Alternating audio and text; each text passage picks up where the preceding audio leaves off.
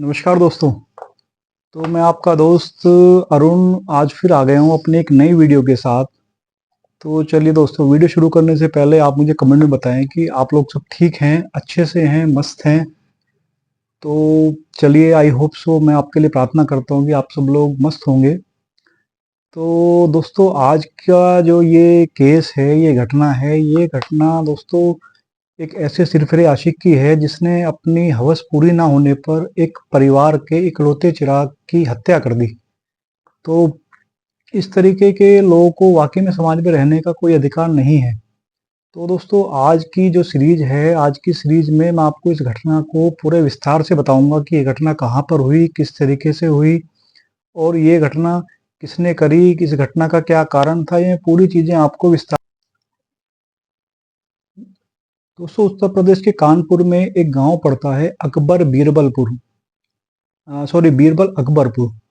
ये तकरीबन कानपुर से 40-45 किलोमीटर आगे पड़ता है। तो ये दोस्तों जो एक सम्राट अकबर थे उनका बसाया हुआ गांव है। उनके दरबारी बीरबल के नाम पर ये गांव बसाया गया था। बीरबल वहीं के रहने वाले थे। तो दोस्तों, वहां पर एक दंपति रहते थे, शिव बालक और ममता। तो उनके दोस्तों 3 बच्चे थे। शिव बालक की 2 बेटियां, बड़ी बेटी नीलम जो कि 14 साल की थी, और एक छोटी बेटी, और एक उनका बेटा था विवेक। विवेक की उम्र थी 10 साल। तो दोस्तों, एक बार ये घटना जो है, ये घटना हुई सन 2019 को। 2019 को, आ, 2019 में 25 जनवरी 2019 को शाम को जब शिव बालक अपने काम से घर लौटते हैं, तो घर लौटने पर वो देखते हैं कि उनका बेटा विवेक जो घर पर नहीं है, वो काफी देर से उनको दिखाई नहीं दिया। तो उन्होंने इधर उधर ढूंढने पर जब विवेक नहीं मिला, तो शिव बालक का माथा ठनका। तो माता ठनकने पर शिव बालक ने जब बच्चे की ढूंढ करी तो बच्चा उनको कहीं नहीं मिला।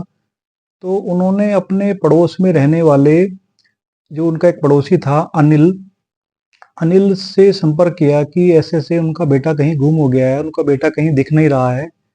तो दोस्तों, तत्परता दिखाते हुए अनिल ने साथ में चल के बच्चे को ढूंढने की कोशिश करी। काफी बच्चे को ढूंढा गया, काफी पूरे गांव में दर दर देखा गया, आसपास सब जगह देखा गया, लेकिन बच्चे का दोस्तों कहीं पता नहीं चला। तो थक हार कर उसके बाद जो बच्चे की खबर है, शिव बालक ने अपनी पत्नी ममता को दी। ममता जो कि उसमें मायके गई हुई थी, ममता मायके से लौटकर तुरंत आ गई। और ममता ने भी अपने मतलब प्रयासों से खोजना शुरू किया, लेकिन उनको बच्चे का कहीं पता नहीं चला। तो दोस्तों, इसी उलझन में पूरी रात निकल गई। पूरी रात भर मन में यही ख्यालाते रहे कि बच्चा कहाँ पर है, किस हालत में है। मन में, क्योंकि अनहोनी घर कर चुकी थी कि भाई बच्चे के साथ क्या अनहोनी हो गई है, बच्चा कहाँ चला गया है। तो दोस्तों, इसी उलझन में पूरी रात निकल गई। अब दोस्तों, सुबह के टाइम में जब काफी समय गुजर चुका था, तो जो अनिल था, अनिल ने आकर शिव बालक को सुबह जल्दी सवेरे बोला कि भाई चाचा, अब जो है नहीं मिल रहा है विवेक कहीं पर, तो हमें इसकी सूचना थाने को दे देनी चाहिए।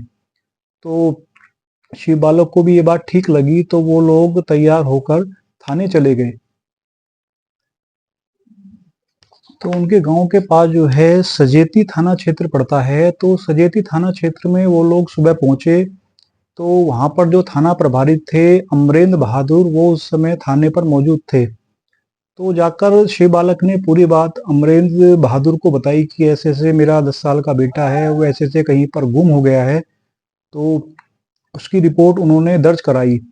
तो रिपोर्ट दर्ज कराने के बाद जो थाना प्रभारी अमरेंद्र बहादुर थे, वो एकदम से हरकत में आए। उन्होंने कुछ पुलिस वालों को बच्चे को तलाशने के लिए साथ में भेज दिया। और दोस्तों, उसके साथ में जो गांव के और लोग थे, वो लोग भी विवेक की तलाश में लग गए। विवेक को तलाशते तलाशते वो लोग खेतों में उधर से उधर विवेक को तलाश रहे थे, जहां जो भी बता रहा था। तो उस तरीके से उसको अपने अपने प्रयासों से तलाशने की कोशिश कर रहे थे। तो साथ में जो ये लड़का था अनिल, ये भी पूरी सक्रियता के साथ में लगा हुआ था। तो दोस्तों, पुलिस किसी भी केस का हर एक एंगल से बड़ी बारीकी से निरीक्षण करती है। तो पुलिस ने देखा कि जो ये लड़का है अनिल, ये बहुत ज़्यादा ही सक्रियता दिखा रहा है विवेक को तलाशने में, तो वो कुछ उनके शक के घेरे में आ गया। खैर कोई बात नहीं, जो थाना प्रभारी अमरेंद्र बहादुर थे, उन्होंने इस बात को जाहिर नहीं होने दिया, वो चुपचाप इस चीज़ में छानबीन में लगे रहे। तो फिर जो अनिल था, अनिल ने उनको, जो पुलिस वाले थे, उनको बोला, दरोगा जी आइए सरसों के खेत की तरफ देखते हैं। तो यहाँ से जो अमरेंद्र बहादुर थे, उनका माथा ठनका कि ये सरसों के खेत की तरफ क्यों ले जाना चाहता है। लेकिन दोस्तों उन्होंने इस बात को जाहिर नहीं होने दिया, वो अनिल के पीछे पीछे चलते रहे। अनिल उनको सरसों के खेत में लेकर गया। सरसों के खेत में लेकर जाने के बाद में वहां पे उनको, थोड़ा सा अंदर जाने के बाद में उसने जो है पत्तियों को, जो ददर घास फूस पड़ी थी उसको ददर किया, और अनिल एकदम जोर से चीख कर बोला कि दरोगा जी देखिए विवेक की लाश यहाँ पड़ी हुई है। तो जैसे ही अमरेंद्र बहादुर ने विवेक की लाश देखी, वो एकदम से पुलिस भी सकते में आ गई। सकते में आने के बाद में, तो जैसे शिव बालक ने बच्चे की लाश देखी, वो धाड़े मार मार कर रोने लगा। दोस्तों इकलौता बच्चा अगर बाप के सामने चला जाए तो उसकी तो दुनिया ही उजड़ जाती है। तो जैसे ही उसकी माँ ममता को पता चला, वो भी आकर बच्चे से लिपट लिपट कर रोने लगी।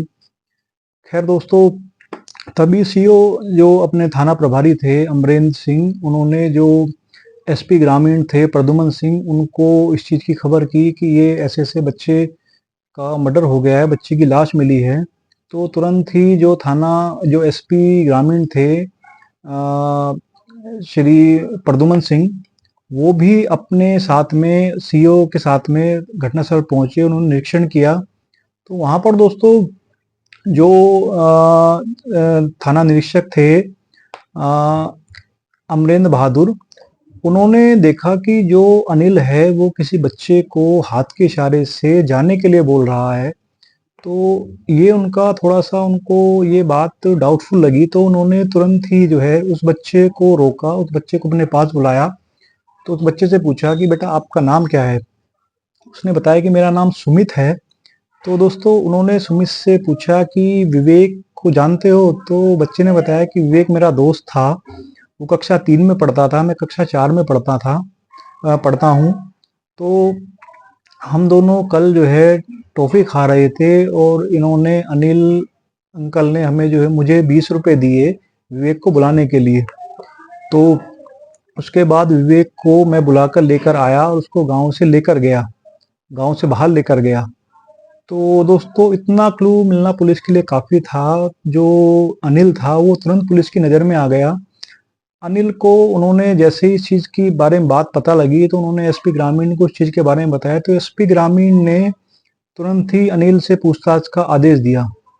तो अनिल को जैसे ही हिरासत में लिया गया अनिल से पूछताछ के लिए, तो अनिल ने जो कहानी बताई, उस कहानी के अनुसार ये कहानी शुरू होती है सर्वेश से।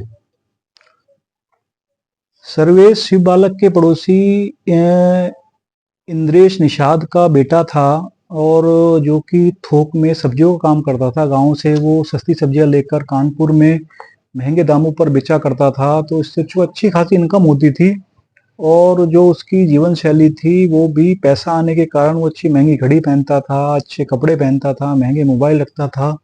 तो दोस्तों उसको पैसा आने के साथ साथ शराब का और अय्याशी का शौक लग चुका था। तो उसको काफ़ी इंद्रपाल ने समझाने की कोशिश करी कि बेटा इस तरीके से नहीं चलेगा, लेकिन उस पर इस चीज़ का कोई असर नहीं हुआ। तो दोस्तों समय के साथ साथ, जो जैसे जो शिव बालक की जो बड़ी बेटी थी नीलम, वो काफ़ी खूबसूरत थी। वो वहीं पे 9th कक्षा में पढ़ने जाती थी। तो एक दिन जो सर्वेश है उसकी नज़र नीलम पर पड़ी। उसने नीलम को से बात करने की कोशिश करी, उसका नीलम का रास्ता रोकने की कोशिश करी। तो नीलम ने उसको काफ़ी झिड़क दिया। नीलम ने उसको बताया कि हम और तुम एक बिरादरी के हैं, इस बहाने, इसे मतलब नाते से हम लोग दोनों बहन भाई होते हैं।